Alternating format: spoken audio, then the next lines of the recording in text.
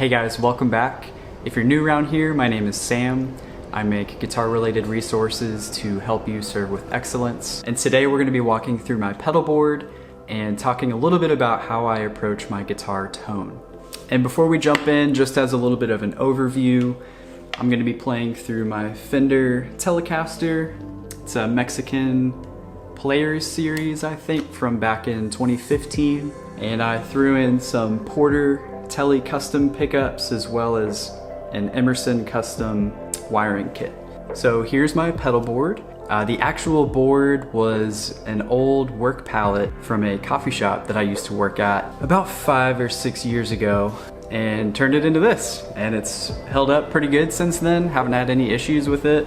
Someday I am going to get a real pedal board, but for now this thing is working just great. Also, everything that you're hearing today is coming out of the Strymon Iridium. I sold my amp, I guess about a year ago, picked this thing up, and it's been great ever since. I will talk about specific IRs and how I get that dialed in a little bit later in the video, but I'll have the timestamps in the bottom. So if you want to go ahead and skip ahead, go for it. And also, just a quick thing to note, this is the underside of my board. I'm also going into the Daiso Plus by Pinstripe pedals out of my Iridium. So that's the last thing in my chain. Just a really, really great DI box and really just pedal board solution for playing at church or really wherever I'm going to be. And this is also my power supply. I'm just using the Strymon Zuma. Just upgraded to this actually couple months ago, and it's so good. Super clean. I think it's 500 milliamps in each output, which is great. So first I'm going into my compressor, which is the Walrus Audio Deep 6, and as you can see by the blend knob right here, I'm really not blending in that much compression. I tend to use this for more of the always on type of thing. I've just found that it really helps thicken up my telly a little bit because that can tend to be pretty thin by itself. So I like to run this at the front. Definitely helps thicken it up just a little bit, and I feel like it just helps round it out overall. And I feel like it helps give it a nice sustain as well. So here's what my signal sounds like with nothing on, just going through the Iridium.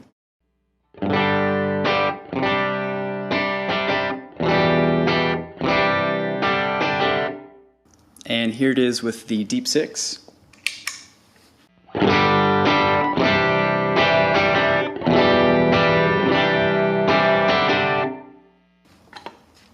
So you can hear there's a pretty good volume difference there. I'll play them again back to back just real quick so you can hear.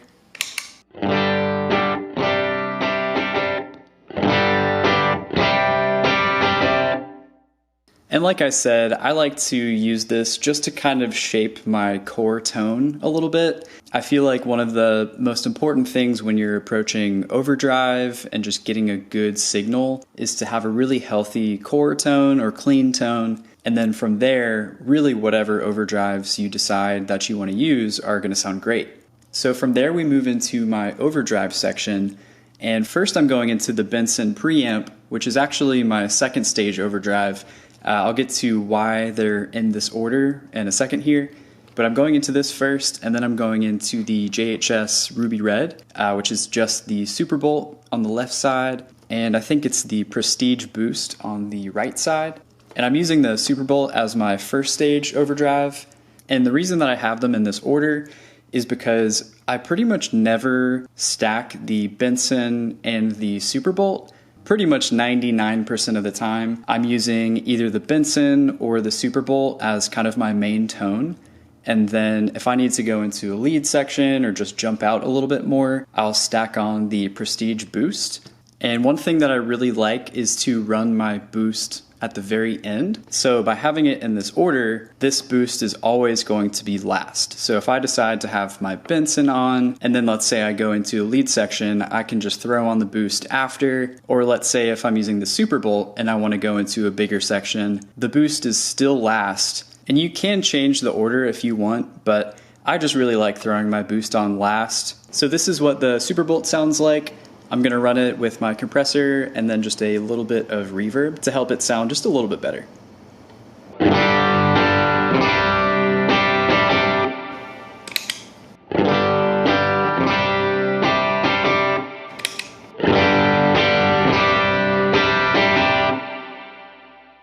And here's an example of how I would use it in the context of a song.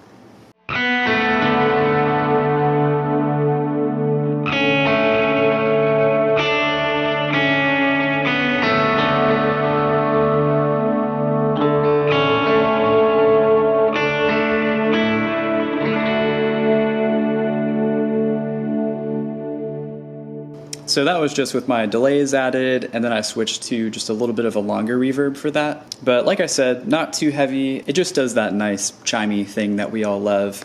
And it's also super amp-like, which is another reason I love it. And here's an example of how I would add the prestige boost on top of that if I were to go into more of a lead part.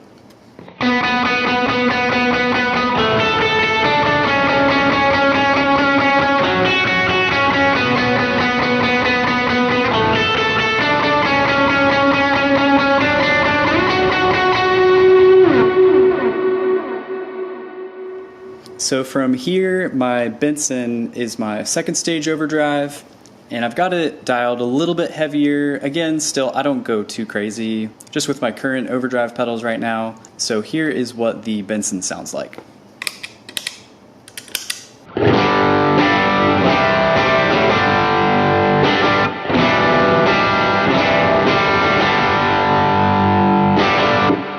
So you can hear it's a bit more overdriven than the Superbolt is. I do like to run them at pretty similar volumes. I'll run the Benson a little bit louder, but since I tend to pick and choose which one is going to be my main tone, depending on what song I'm playing, I like for the volume to be pretty consistent between the two, just so I'm not giving the sound guy a hard time.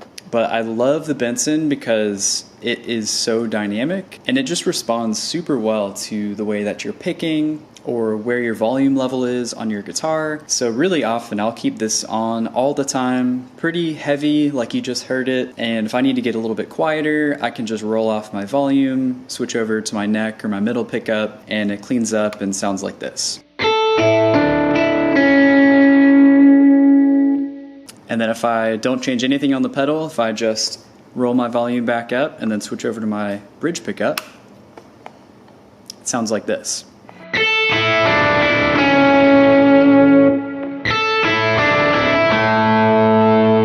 So like I said, super dynamic, love it for that reason. Another thing I will just add real quick is these are just kind of baseline levels for me as far as where the knobs are on both of these overdrive pedals. I am constantly changing things and tweaking things. So I know for this purpose, I'm running the Benson as my second stage overdrive, but sometimes I will turn the gain down and use that as my first stage, and I'll use the Superbolt as a more heavy drive. I'm really changing these all the time, but generally this is how I run them. And as far as how the Benson sounds in the context of a song, this is how I would use it.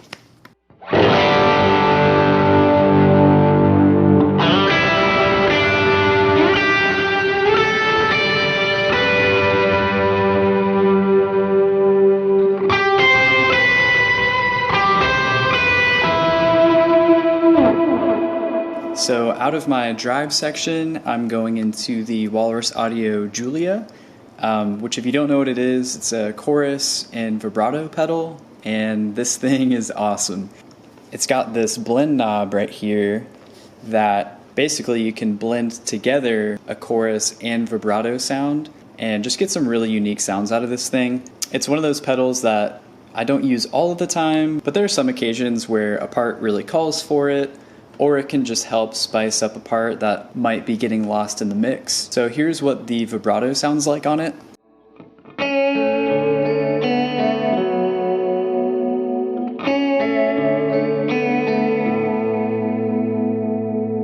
And this is what the chorus sounds like.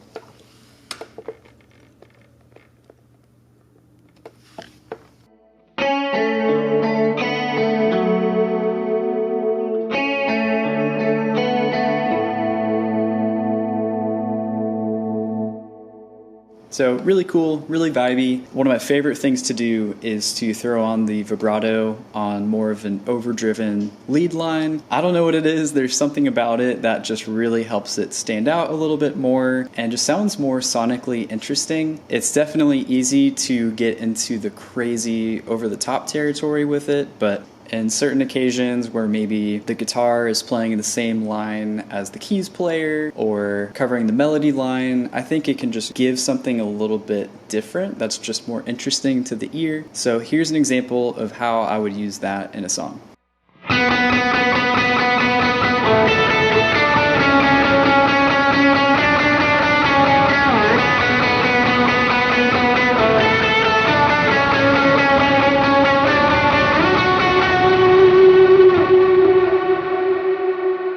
So like I said, it's not too over the top and crazy, but it just gives it something a little bit different, a little bit extra that just makes it sound interesting.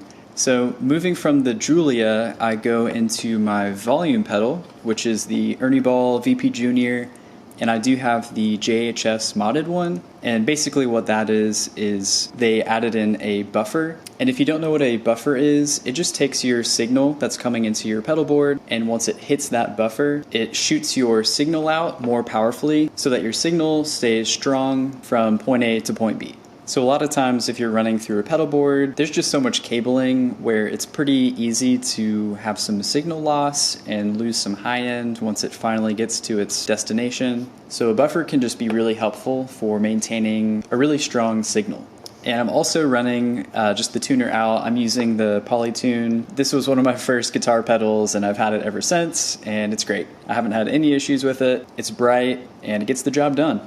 I'll also add that I'm running my overdrives before my volume pedal. I know some people will run their volume pedal first or before their overdrives, and the reason that I do this is because I really like to have an overdriven signal going into my volume pedal. So if I'm going to do swells, I really like to have it overdriven the whole time as you're swelling in, but that's just a preference thing. So from there, I'm going into my delay section, which I'm using the Walrus Audio ARP 87 and the Strymon El Capistan. So for the ARP, I know it has a ton of functionality on there, and really it sounds great for however you'd like to use it. For me, I'm actually using this more in conjunction with my El Cap. So the way that I'm using it is I have it set to a really dark analog delay, and I have it on the 8th note subdivision, and I'm really not running a ton of repeats. As you can see on here, it's dialed pretty low, but one thing that is really awesome with this is the modulation. It can get really crazy, but I have it dialed in with a pretty decent amount of warble, and here is what it sounds like by itself.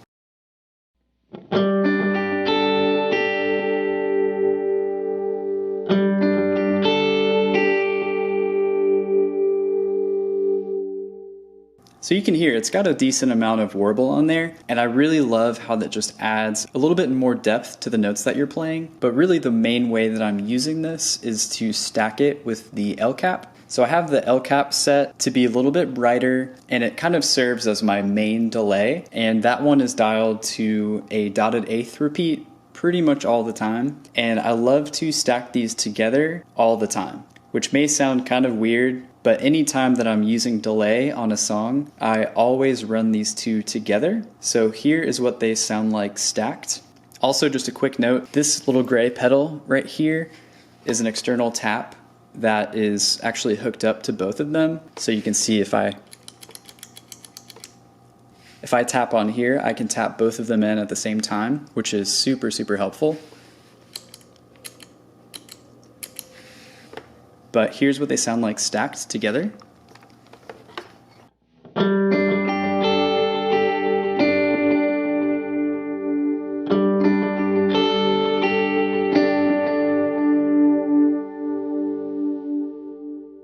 So that's with no reverb. So you can hear it really adds a lot of ambience to it already before the BigSky is even added in. And another thing with the ARP that I think just really helps, even though it's really subtle and kind of in the background and you can't really hear it when it's stacked with the El Cap, I think it just adds a really nice bed under your playing, and especially since I'm playing a Telecaster, I think it helps just thicken it up a little bit. It gives me a little bit more sustain on the notes that I'm playing, and overall just gives it a little bit more depth, which is really, really great.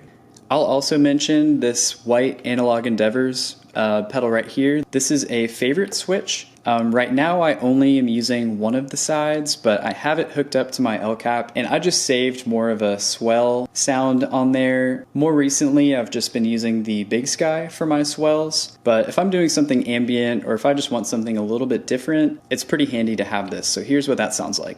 This is without the favorite switch turned on. And this is with it turned on.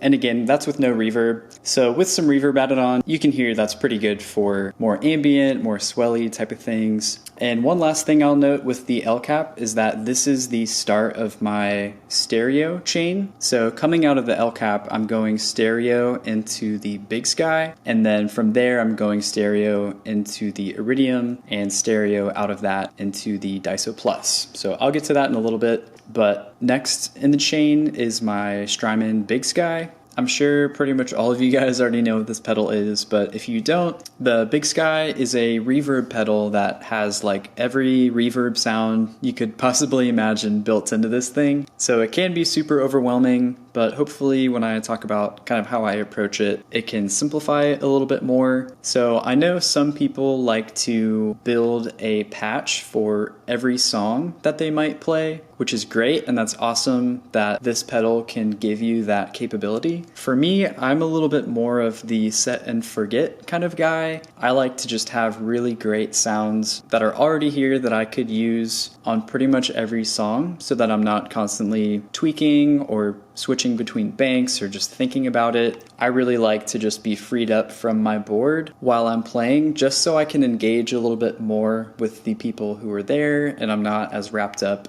in my pedals. But basically the way that I approach my reverb is I like to have these three banks as a small, medium, large size reverb, and I'll typically stay on the same algorithm between those three just so I have a pretty consistent tone. So as you can see here, I'm using Bloom, and I just have a Bloom 1 as my shorter, Bloom 2 medium, Bloom 3 longer. And typically the shortest one I have dialed in is more for when I'm playing rhythm, or if I just need something to stick out a little bit more that's just a little bit drier. The medium setting is usually my go-to when I'm playing lead. It's a little bit more ambient, but I have it set so that it doesn't get in the way of the notes that you're playing. And then typically the longest option I always use for my swell sounds. And I will add, if you like the reverb sounds that you're hearing in this video, I actually have them available for download at my store. So I'll leave that in the description down below, and feel free to check those out if you'd like to get them for yourself. So here's a demonstration of my 3 Bloom presets that I have. I'll just play them in order so you can hear what they sound like.